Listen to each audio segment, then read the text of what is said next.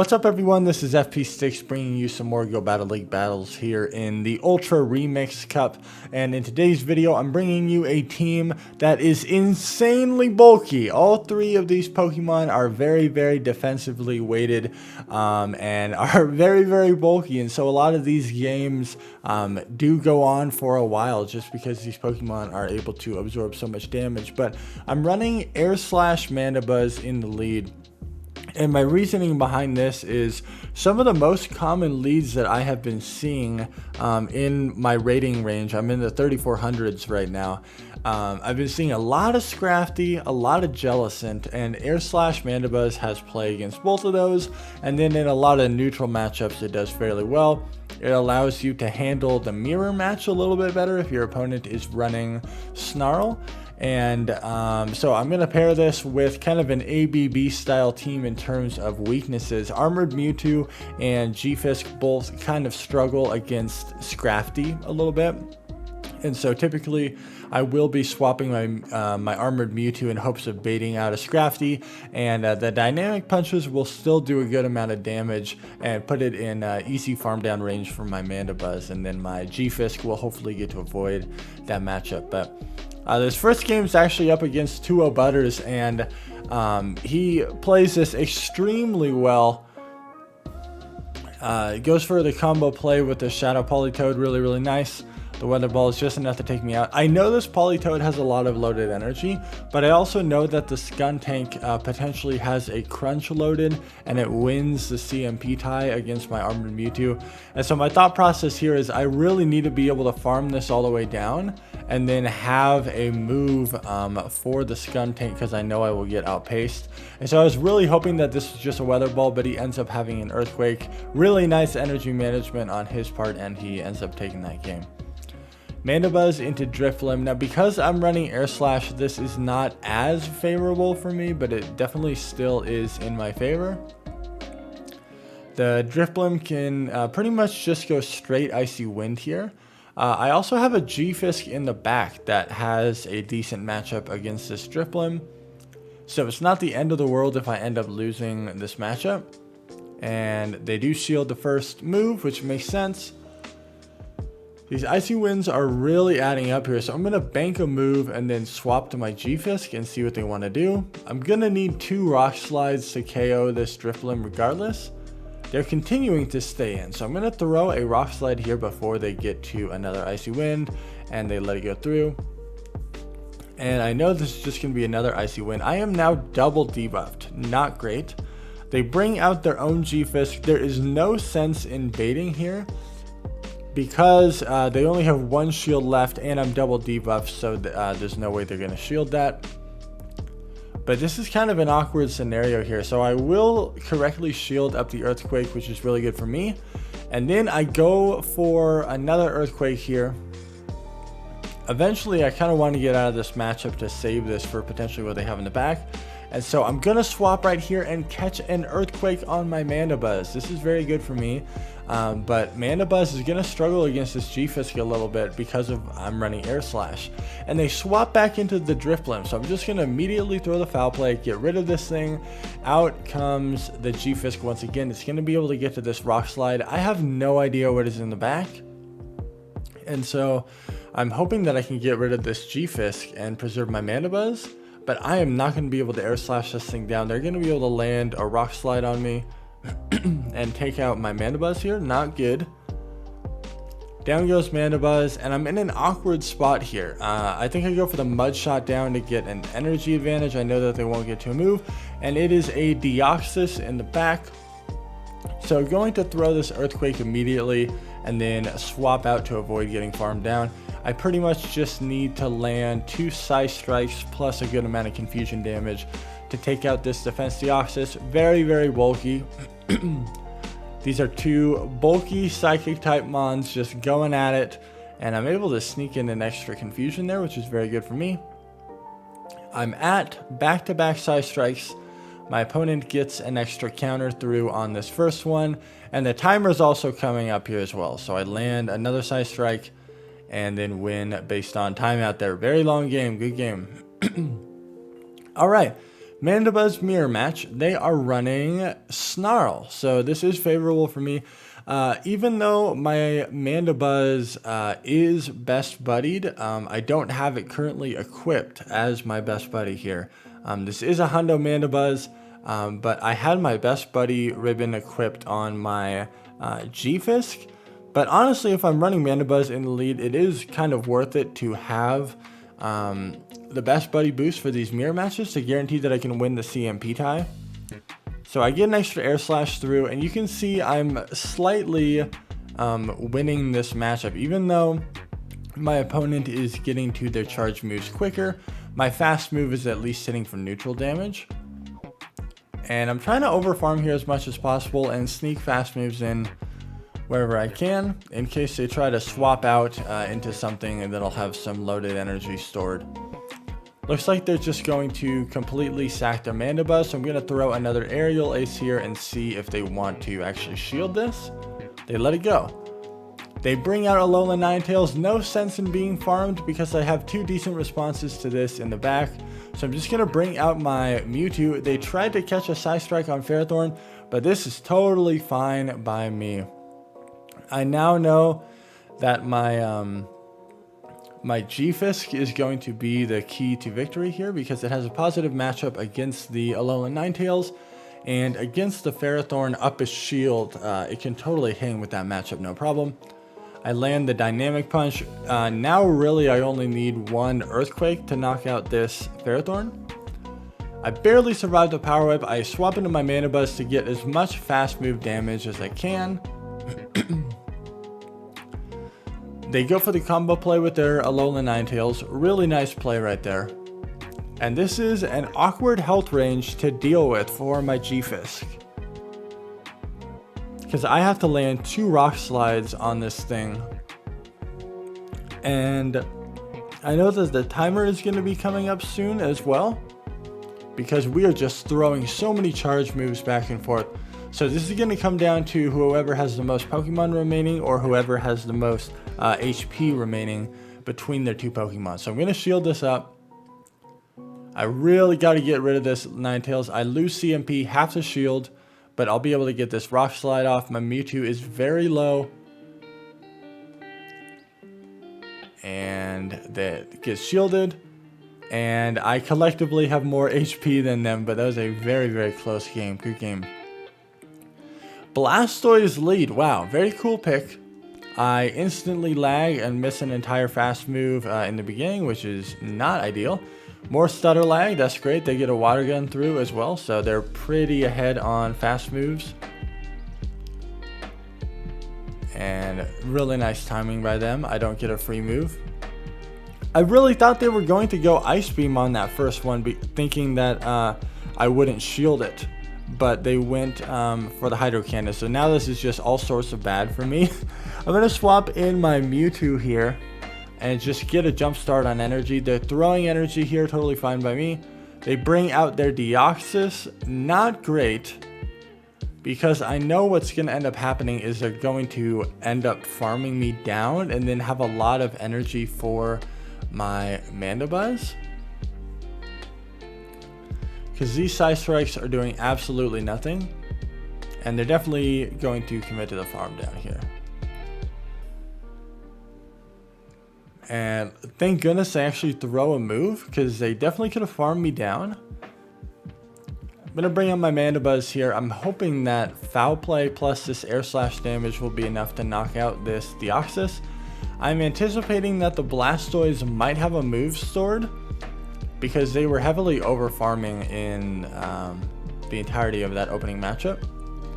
Out comes the Blastoise again, and they have a move. I let this go. It ends up being the Ice Beam, and unfortunately in the back is the Abomasnow. I think if I did not shield with my Mandibuzz on their first move with the Blastoise, I would have been in a much better scenario here, because I would have been in an even shield matchup with this Abomasnow instead of being down a shield. So very unfortunate for me. And my opponent is recognizing that they can just go double Energy Ball, and they're easily going to be able to get there. Blastoise is so low that potentially it's in Mudshot downrange, but there's no need for them to sack swap or catch a move or anything like that, because they can just land the energy ball and take me out. Very well played by my opponent. I should not have shielded in the opening matchup. Nidoqueen, this matchup is fairly neutral here. However, the more shields that are committed, the worse it gets for my Mana Buzz. And I have 2 better responses to it in the back, so I end up swapping my Mewtwo there. And it's met with a Snarl Mana Buzz. Not good at all.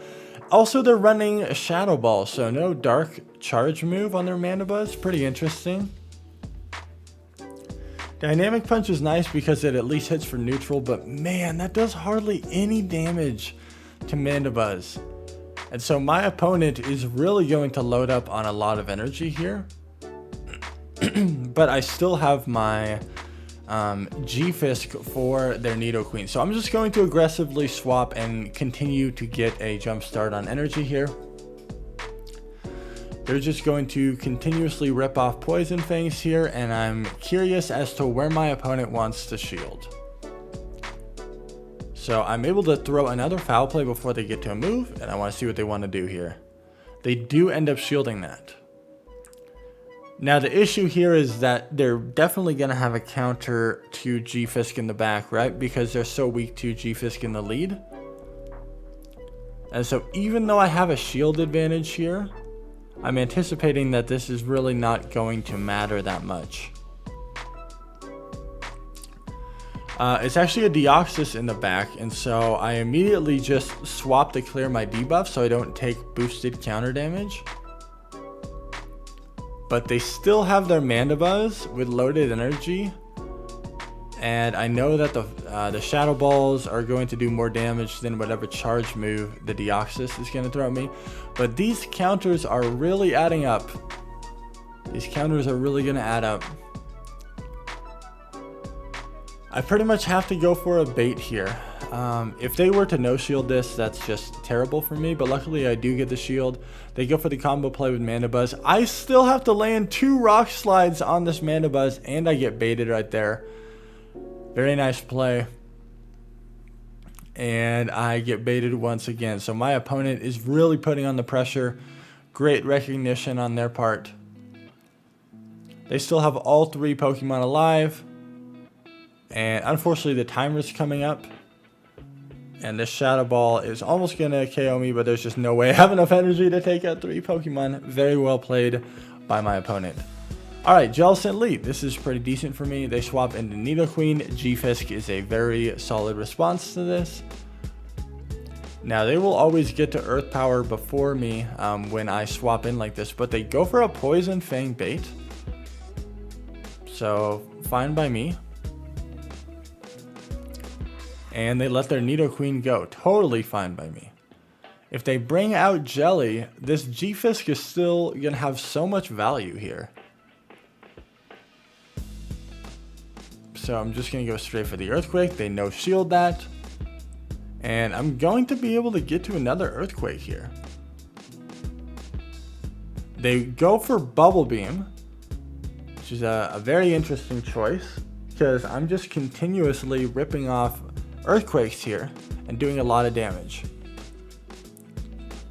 We CMP tied here. They probably go Shadow Ball here to take me out. Nice play. And it's their own G-Fisk in the back, which is not super ideal for me. I really hope that they go for the heavy move here. So I do shield it up, and I correctly shield the Earthquake. That's good for me. So I'm just going to go straight for the Dynamic Punch, and they do shield it up.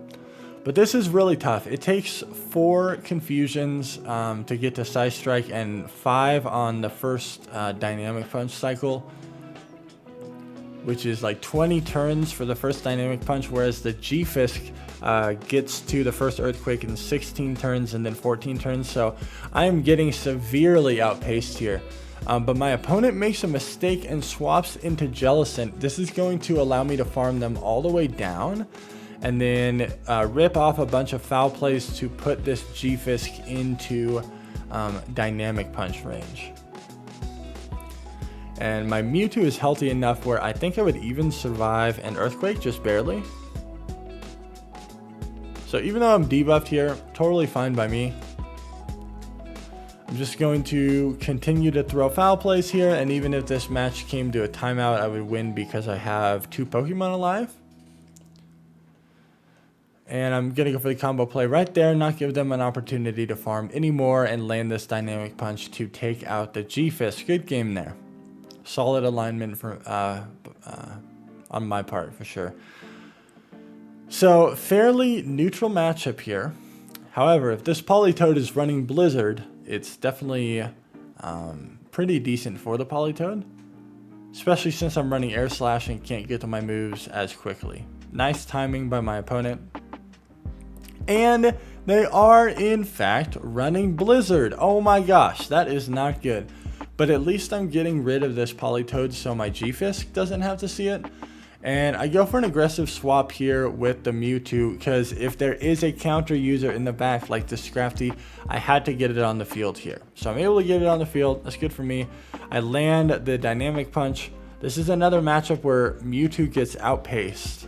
But if I successfully shield up a foul play like I do right here, that puts it a little bit more in my favor.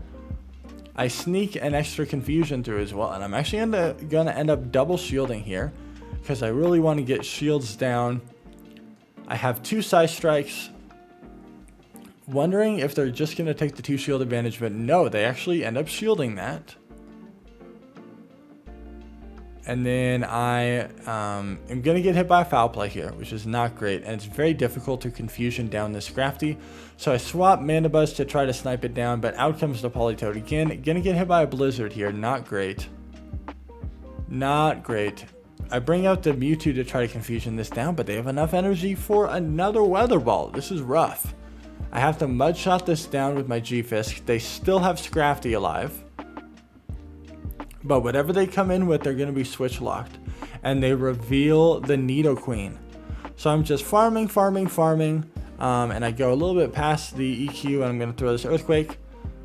Nothing Nidoqueen has can one-shot me. So I'm going to be able to Mud Shot this all the way down, and then have energy to threaten the Scrafty, which is pretty much energy dry, and my opponent realizes it at that point. Good game. Mana Buzz into Scrafty. Thank goodness I'm running Air Slash here, so this is good for me.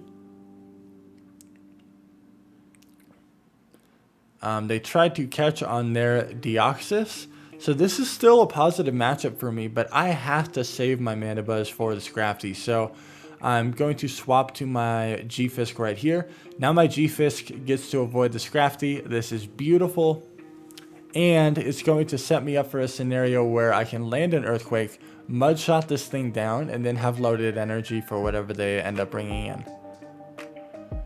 So I'm fully committed to Mud Shotting this thing down. And they swap back into their Scrafty and save their DD with minimal health. They shield up the Earthquake. That's totally fine for me. Totally fine by me. I'm going to go back into my Mana Buzz here. I really need to get rid of this Scrafty.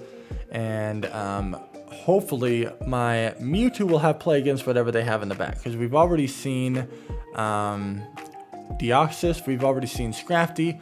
Those both handle Mewtwo pretty well. So in theory, Mewtwo should have decent alignment in the back. I'm just no shielding all these power-up punches because I know I can survive. Able to get to this aerial ace here, and these air slashes are really adding up. Scrafty survives. That's okay. Scrafty is now at a health range where I can easily handle it with all of my Pokemon. I air slash it down, and it is a Typhlosion in the back. Oh my gosh. And it is a Shadow Claw Typhlosion. So I know that my opponent at some point is going to attempt a sack swap here. So I just keep farming. And there was the attempt right there. No need to shield. This is going to save the shield for the Blast Burn. That would definitely do more damage. And I'm at back-to-back side strikes here, so I can comfortably shield up this Blast Burn and be able to eliminate the Typhlosion. Air Slash, Mana Buzz really coming in clutch in that opening matchup against Scrafty, because as we know, my backline is double weak to Scrafty. So very helpful when I see it in the lead and I'm able to maintain positive alignment throughout the duration of the match. Another Scrafty lead. Thank goodness we see this here. So once they recognize that it is Air Slash, they typically make the move out like they did there. There's never any reason to shield this first move, because sometimes they do this, and this just puts me at such a huge advantage. So they're gonna shield, and now like the earth power is somewhat more threatening. They're over farming a lot though. They allow me to get to another earthquake. They farmed up a lot of energy, and so I make a very risky no shield call here. They double baited me, and I should shield this. Oh my gosh. Okay, I don't. Oh my gosh, way too risky. Way too risky. I'm hoping that my 2 shield advantage will be able to carry me through this end game here, because here comes the Scrafty. Gonna land 1 dynamic punch, and then I need to get out of here. And what ends up being in the back? A G-Fisk?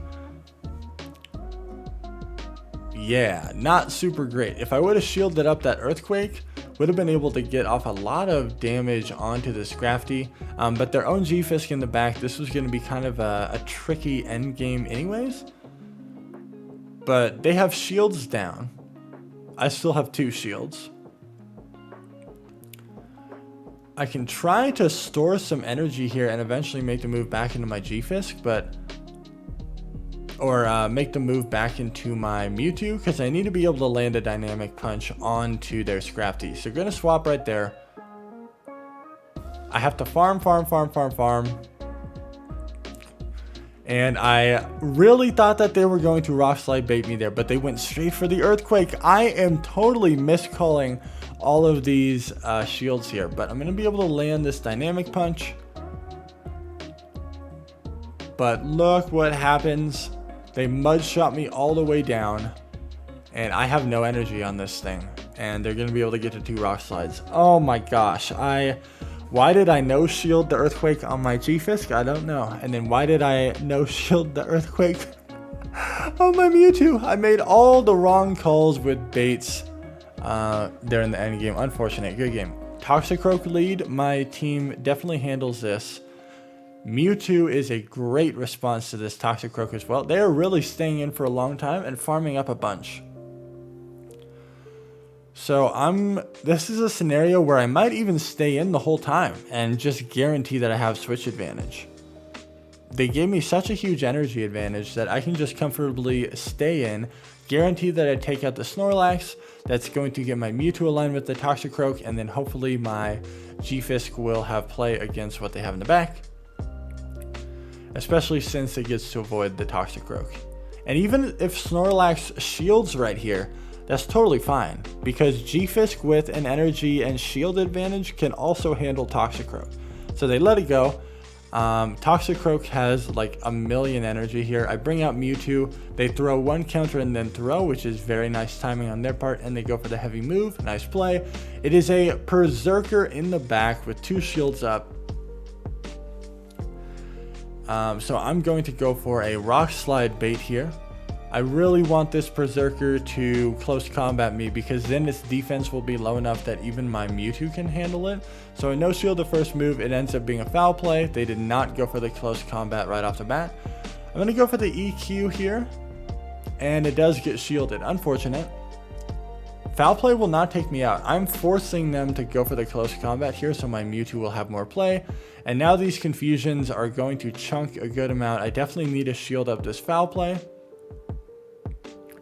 but I need to get rid of this Perserker because I don't want to have to burn my last shield here. Down goes Perserker, out comes Toxicroak, and these confusions just absolutely melted. Good game. Final battle of the video here. Mandibuzz mirror match, and my opponent is running Air Slash, and it looks like they do have the best buddy boost equipped on their Mandibuzz.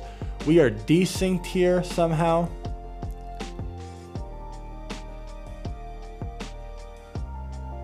and then my game just stops while they get a free fast move. This has been happening to me so frequently lately. I feel like I have to restart my app after every single battle, because I'll be clicking my charge move button and my Pokemon will just stand still and my opponent is still getting fast moves through. There's another instance right there. They got in another free fast move, so now I'm 2 fast moves behind in this mirror match. And they get another move through. I have not gotten a single move through. I finally get a fast move through there, which is good for me. But I'm definitely at a disadvantage here. I lose the CMP tie because they are best buddy boosted. And I'm going to shield this because this actually, they have too much health left on their Mandibuzz for me to comfortably farm with anything. So this air slash damage that I get on their Mandibuzz is actually very nice for me, because now I have to fully commit to mud-shotting this Mandibuzz all the way down. I'm going to get hit by a lot of foul plays. That's totally okay, because I'm going to leave this with essentially like 100 energy stored, and I'm anticipating that they're going to have a G-Fisk counter in the back. There's their G-Fisk counter, Politoed. So I'm going to throw this Earthquake and then swap and see what they want to do. They do not have a response to this Mewtwo, so I'm wondering what is in the back. They're chipping me away with what? It's actually a Nidoqueen in the back, so I'm just going to throw this Side Strike right away and see what they want to do. They shield that, and all I need to do is get to another Side Strike. Gonna no shield this, and they go for the Poison Fang, totally fine by me. Able to get to this Side Strike before they get to another move, and I should be able to comfortably clean up this game here. But thank you all so much for watching. Once again, make sure to like, comment, and subscribe if you appreciate the footage. This was an insanely bulky team. Pretty fun to play. The games do last a long time, but it kind of gives you time to think through the end game there. But thank you all so much for watching, and I will see you in the next video.